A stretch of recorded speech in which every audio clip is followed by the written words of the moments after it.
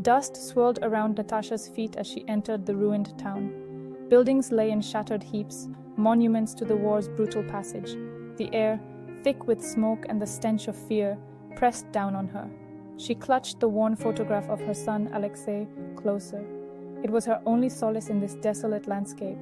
Through the haze, she saw it, a church, its spire still reaching for the heavens. It stood defiant, a beacon of hope amidst the devastation. Refuge. She stumbled towards it, her legs heavy with exhaustion, her heart even heavier with dread. Each step propelled her forward, fueled by a mother's unwavering love. Inside, flickering candlelight painted the faces of the weary souls who'd sought shelter within its hallowed halls. Women huddled together, their whispers a symphony of sorrow. Men stared blankly, their eyes reflecting the horrors they'd witnessed. Children, too young to understand the depths of their loss, clung to their mothers, their faces stained with tears and dirt. Natasha found an empty corner, sinking down onto the cold stone floor. She closed her eyes, the image of Alexei's mischievous grin flashing behind her eyelids. "Find him," she whispered, her voice hoarse, a plea to a god she wasn't sure she still believed in. Days bled into nights.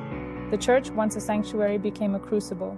Stories of loss and desperation filled the air, echoing off the cold stone walls. Natasha listened, her heart aching in unison with each tale of heartbreak. She met Irina, her eyes hollowed by the disappearance of her husband. There was Sophia, desperately searching for her 2 young daughters, and Elena, her hands trembling as she spoke of her son, last seen being marched away with the other young men. Their stories, though different in detail, shared a common thread, a mother's love, relentless and fierce, refusing to be extinguished by the flames of war. Natasha saw her own grief reflected in their eyes, felt their pain as if it were her own. They were bound by an invisible thread woven from the fabric of their shared suffering. One evening, as they huddled around a meager fire, sharing a pot of watery soup, Sophia spoke, her voice raspy but resolute. "We cannot give up," she said, her gaze sweeping over their faces. "We must keep searching, keep hoping for them." Sophia's words struck a chord within Natasha. Hope. It was a fragile thing, easily crushed beneath the weight of despair. Yet it was there, flickering like a candle flame in the wind. A shift occurred within her. The crushing weight of grief remained, but it no longer paralyzed her. She saw the strength in the eyes of the women around her, women who had lost everything yet still clung to the belief that they might find their loved ones. She began to help in the makeshift kitchen, the simple act of stirring a pot or ladling soup into bowls, a welcome distraction from the turmoil within. She listened to the stories of the other women, offering words of comfort and sharing her own tale. One day, a young girl, no older than 10, approached her, her eyes wide with fear. "Have you seen my brother?" she whispered, clutching a small wooden toy soldier. Natasha knelt before her, meeting her gaze. "Tell me about him," she said gently. The girl's story, filled with childish innocence and heartbreaking longing, fueled Natasha's resolve. She would find Alexei. She had to. Leaving the relative safety of the church, she ventured out into the ravaged town. Each day she walked for miles, her worn shoes kicking up dust on the deserted streets. She questioned anyone she encountered, showing them Alexei's photograph, clinging to every flicker of recognition, every glimmer of hope. The war had transformed the world into a brutal, unforgiving place. Buildings lay in ruins, their skeletal remains stark against the smoke-filled sky. The air was thick with the stench of death and decay.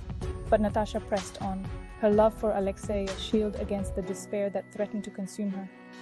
She learned to navigate bombed-out streets, to scavenge for scraps of food, to sleep under the cold, indifferent stars. Danger lurked around every corner, but fear had no power over her anymore. She had a purpose now, a reason to keep going. She would find her son. The world was a canvas of despair, painted in shades of gray and black. Yet, even amidst the ruins, Natasha found glimmers of hope, small acts of kindness that shone like beacons in the darkness. There was the old woman who shared her meager rations, her wrinkled face crinkling into a smile as she insisted Natasha take the larger portion. And the young soldier, his eyes filled with a weariness that belied his years, who offered her a canteen of water, a silent acknowledgement of their shared humanity. One day, she stumbled upon a small garden, hidden behind the rubble of a destroyed building. Flowers, their petals bursting with color, defied the desolation around them, a testament to the enduring power of hope. Natasha sank to her knees, burying her face in their fragrant blooms, drawing strength from their quiet resilience. Section 6. A whisper of promise. Weeks turned into months. Hope, once a flickering flame, began to dwindle, threatened by the relentless winds of despair.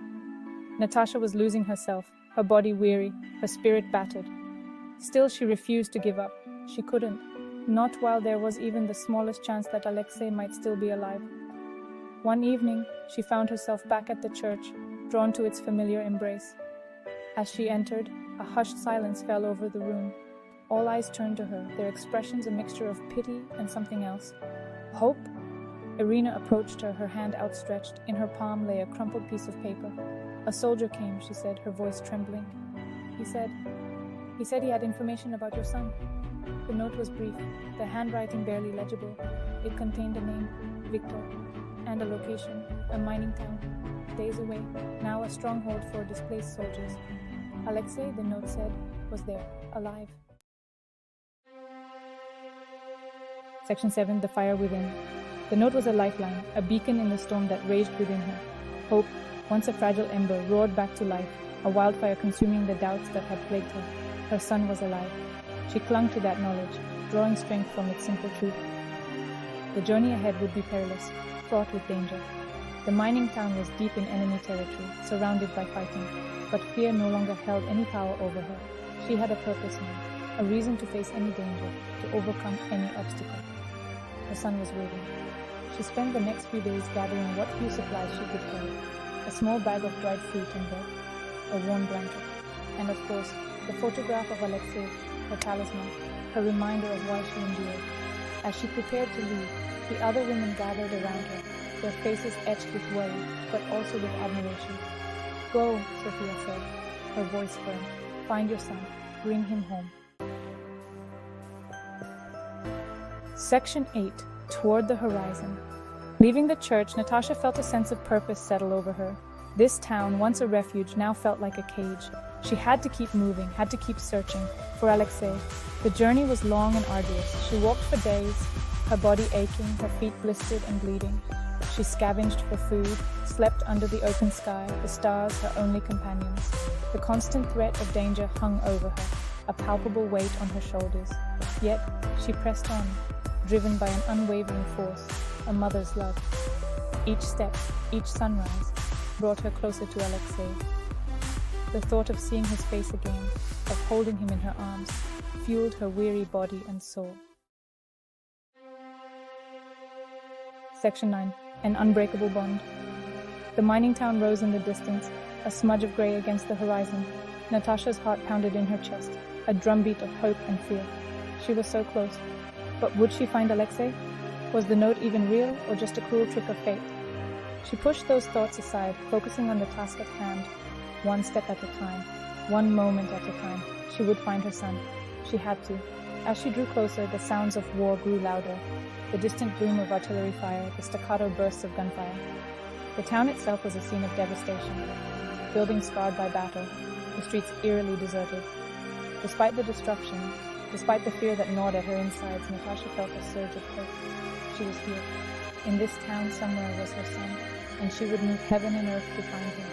Their reunion was out there, waiting, a testament to the unbreakable bond between a mother and her child.